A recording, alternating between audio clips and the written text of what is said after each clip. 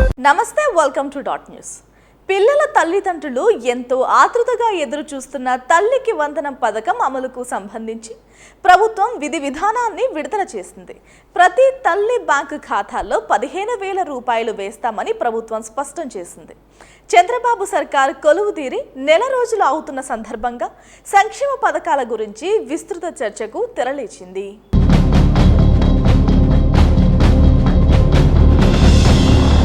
ఇందులో భాగంగా ప్రధాన ప్రతిపక్ష నాయకుడు వైఎస్ జగన్మోహన్ రెడ్డి ఇటీవల మీడియాతో మాట్లాడుతూ బడులు తెరిచారని, విద్యార్థులకు అమ్మఒడి అలాగే రైతులకు భరోసా కింద లబ్ధి కలిగించాలని డిమాండ్ చేశారు.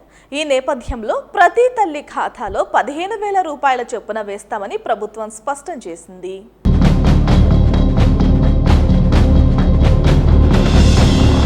అయితే విద్యార్థికి 75% హాజరు తప్పనిసరి అని ప్రభుత్వం స్పష్టం చేసింది. వైట్ రేషన్ కార్డు లబ్ధిదారులకే పథకం వర్తిస్తుందని ప్రభుత్వం తెలిపింది.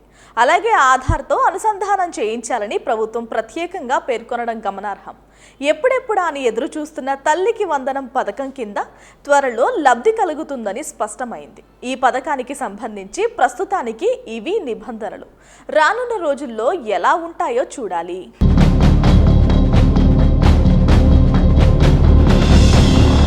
Please subscribe Dot News.